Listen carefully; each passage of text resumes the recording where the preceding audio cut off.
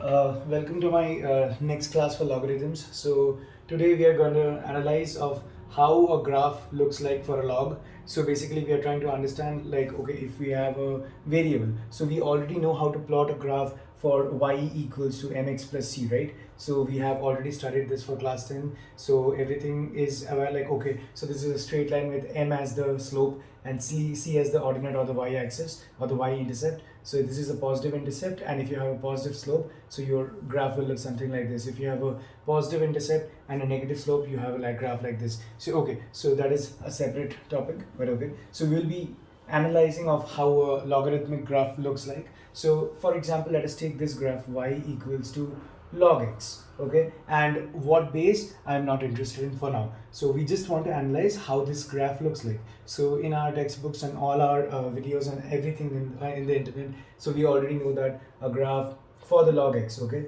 so we already know that this is the y-axis, so this is going towards negative infinity, minus infinity. This is going towards negative infinity for the x-axis. So the horizontal axis is always known as the x-axis, and this is known as the y-axis. So y-axis is going from positive infinity to negative infinity. X-axis is going from, so the place where they intersect is known as the origin. So towards the left is the negative infinity for the x-axis, and towards the right is the positive infinity for the x-axis. Okay, so for y equals to log x, the graph is always looking like this. So it has an asymptotic nature. So for those who do not know what is an asymptote, so an asymptote is a curve. Okay, so it is not a straight line, because y equals to log x is not a linear function, it is a non-linear function. So how does an asymptote looks like? So there will always be a line, so which the asymptote will tend to approach, but it will never meet. So can you see this gap over here? So this gap will keep on going forever. Okay, so it is not like, okay, we can see the gap over here, so if we extend the line which is limited by this particular board over here,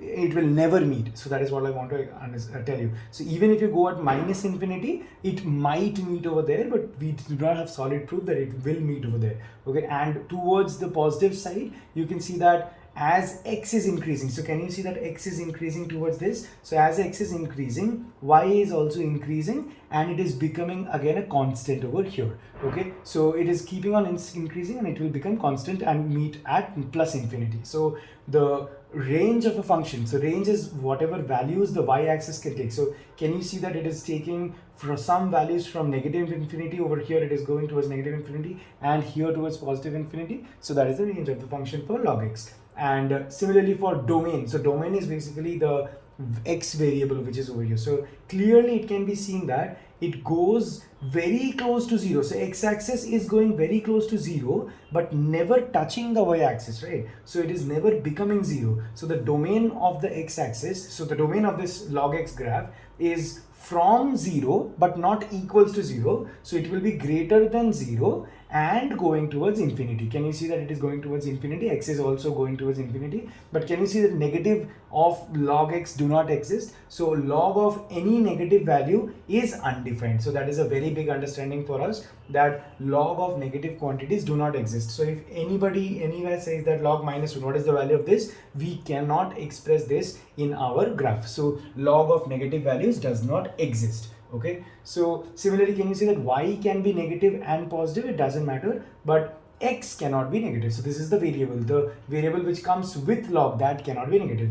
Also the base over here, that also cannot be negative, because why? Understand, did we talk about changing of bases? So that log x and b can be written as log x by log b. So similarly, can you see that this is sometimes expressed as base? So, and we have said that, okay, whatever comes with log can never be equals to negative.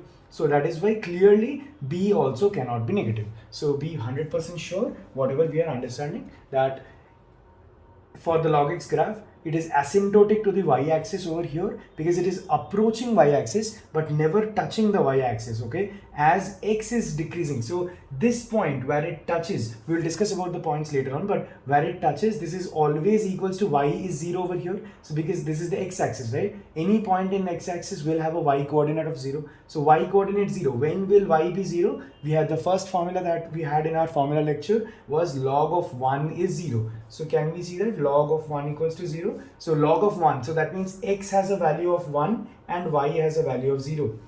at this point. So this point is known as it will be known as 1 comma 0. So this point, right? So this point is always 1 comma 0 irrespective of what base you have. It can be log base 2, it can be base 10, base 500, doesn't matter, but this can be this point is always 1 comma 0. Okay, if you increase the base, decrease the base, it will always pass through this point because it is pretty defined. So we already know that y equals to log x, right? So if you have b as the base, right, so we have b to the power y equals to a. So and we are saying that y over here is 0 because it is touching the x-axis. So b to the power 0 equals to how much? So anything to the power 0, doesn't matter what it is always equals to 1, right? So because these two are defined quantities, so whatever is the base, it is immaterial of what the base is, so it will always pass through 1 comma 0.